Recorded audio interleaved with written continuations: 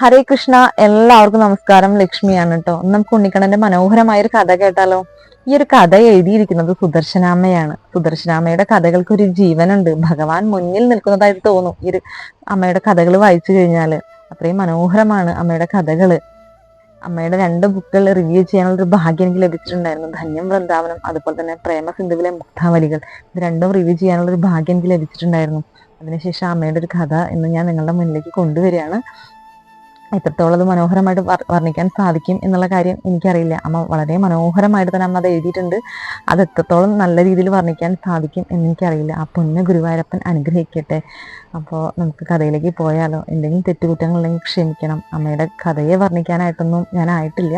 എന്നാൽ കൂടെ ഒന്ന് ട്രൈ ചെയ്യാണ്. അമ്മയുടെ ആ പാദഹാരവിന്ദത്തിലേക്ക് ഈ കഥ സമർപ്പിക്കുന്നു.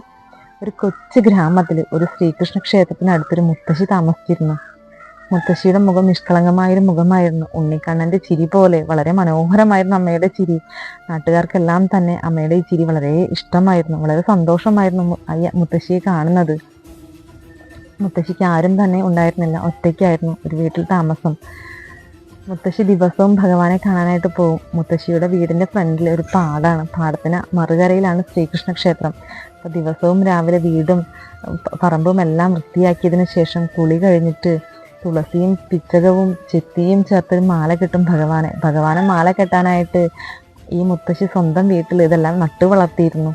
അങ്ങനെ ഭഗവാനെ മാല കെട്ടിയിട്ട് പാടത്തിന്റെ വരമ്പിലൂടെ മുത്തശ്ശി ശ്രീകൃഷ്ണ ക്ഷേത്രത്തിലേക്ക് പോകുന്ന സമയത്തെല്ലാം ശ്രീകൃഷ്ണ നാമങ്ങൾ ഉച്ചരിച്ചുകൊണ്ടാണ് മുത്തശ്ശി പോവുക. അങ്ങനെ മുത്തശ്ശിയുടെ വരവും കാത്തിട്ട് തിരുമേനി തൃപ്പടിയിൽ നിൽക്കുന്നുണ്ടാവും.